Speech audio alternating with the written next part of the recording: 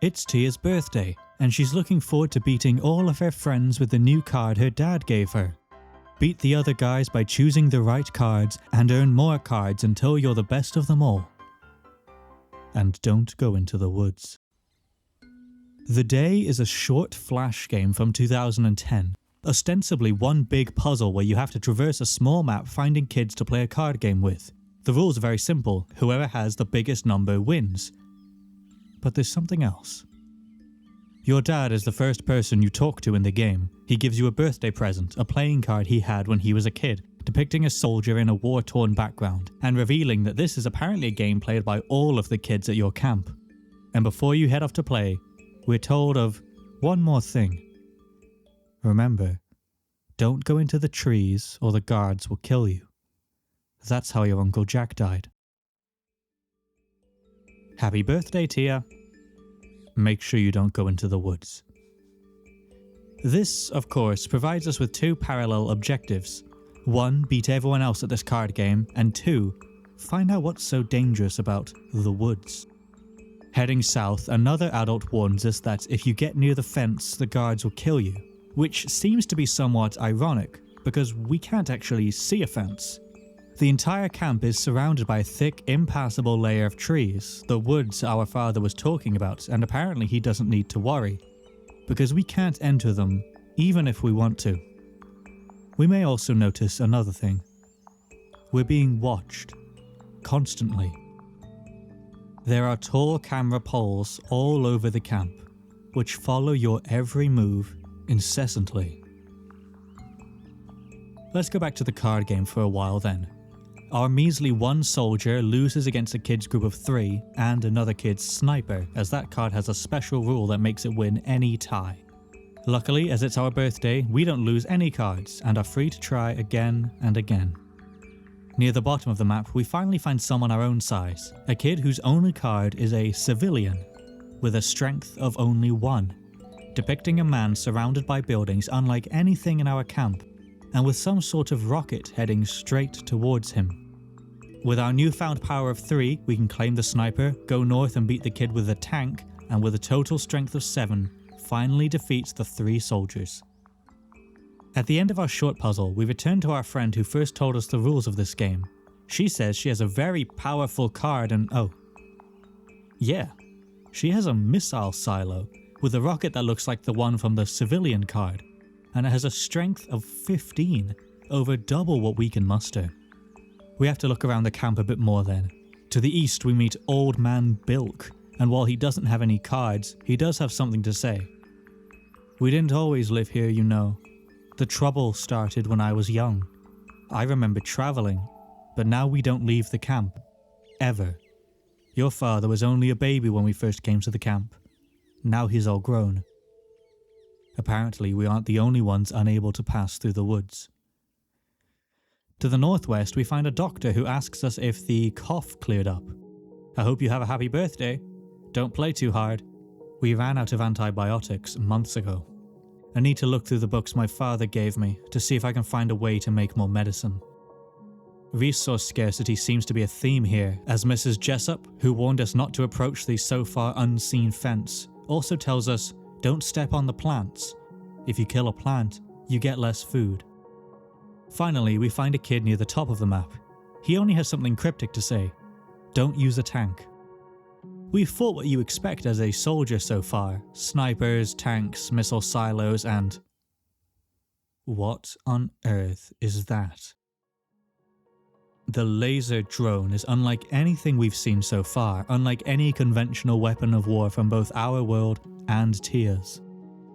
The sky is a dark purple and the ground is muddy and littered with barbed wire. It looks like something out of the Somme, and it bears a striking resemblance to the environment our soldier card is in, the only 2 depicted in this way. The hint we are given turns out to be appropriate, as the card has a special condition, growing from a strength of 6 to 10 if we play a card stronger than 2. 3 soldiers results in a draw, but if we swap one for our sniper, which automatically wins any tie, we emerge victorious. With our new bizarre war form in hand, we can return to our friend with a missile silo. The laser drone becomes a strength of 10, the tank brings us to 13, and the sniper once again ties us at 15 and wins the draw.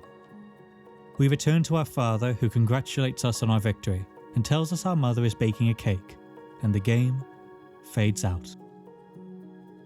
The Day is an excellent, short and simple puzzle game that really takes me back to the early Flash days.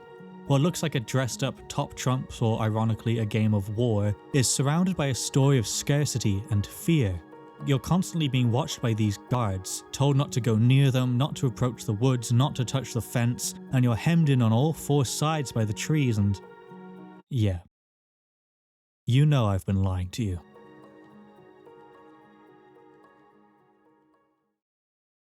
To the west, just above the woman who tells you not to step on the crops, is an opening. And here, finally, we see the fence. Coming into contact with it will reveal the dark twist of the second and final ending. A sharp, pointed reminder to listen to your surroundings and... Just kidding. Instead, there are no consequences for entering these woods, nor for getting close to the fence. The guards seem to be too busy checking their cameras to notice us sneaking past. This gives us a perfect opening to crawl through a hole and push upwards, until finally, we arrive here. A large grey bunker, presumably where the guards are. It's not too late to turn back, but we aren't going to. And inside, we see why the guards didn't care about us breaching the fence. Because there are no guards. In fact, there are no people at all.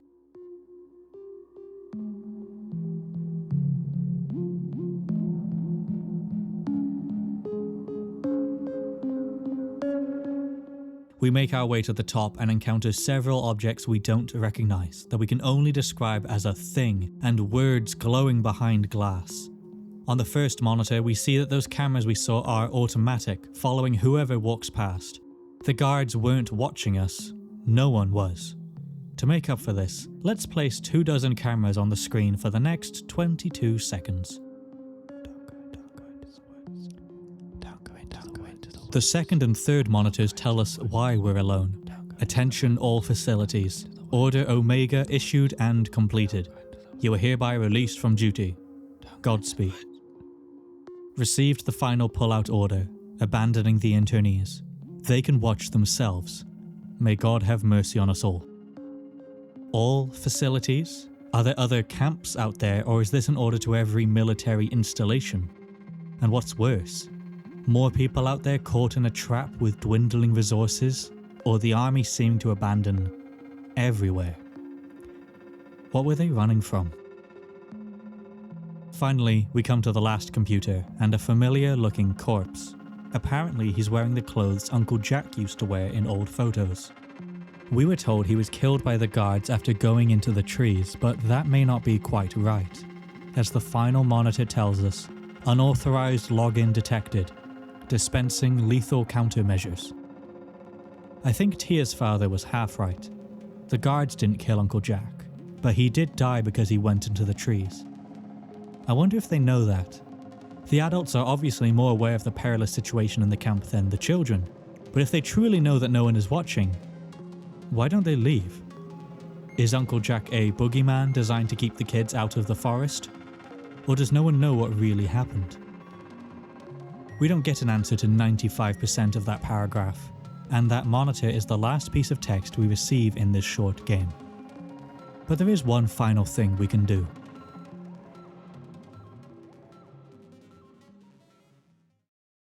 There's a door at the back, one that apparently no one has thought to use, to go out, to get more medicine, more food. The screens don't call us prisoners, they call us internees. Who are these people? Who is your father? Who is Uncle Jack? What's with the card game? Why are there playing cards of soldiers, snipers, tanks, and perhaps more unusually, of a missile silo and a civilian about to be hit? And lastly, what on earth is the laser drone? As we make our way out of the door, we get our short answer to one of the many questions this open world card game poses. Why don't they just leave? Tia exits the bunker, and the screen zooms out. Lying nearby are the destroyed remnants of a laser drone. It zooms out again and we can see two small craters, one of which seems to have breached the fence of the camp. Where are we? Who are we? What happened? We don't know. But why don't we leave? The game makes that pretty clear. Where would we go? There are no guards, no people, no life, only a computer system whose lone and final order appears to be to stop anyone, friend or foe, from interfering with it. The cards clearly depict some kind of nuclear war, one we apparently just barely avoided, for now at least, and one that seems to have ramped up in brutality over time. 4 of the cards are depicted under a normal looking sky, but the soldier and the laser drone look like they're in hell. Dark skies, clouds that blend with the mud, barbed wire everywhere, and a colossal unfeeling robot shooting bright orange beams in every direction. We don't know how long we've been interred at this camp for, nor how long we've been abandoned for either. But there is one thing we, and Tia, know now. One thing she may wish she didn't know. We're running out of time, and we have nowhere else to go. We aren't in a protected camp. We're in a life raft. And there's no one coming to rescue us, because we can't be certain that there's anyone out here at all. Thank you for watching.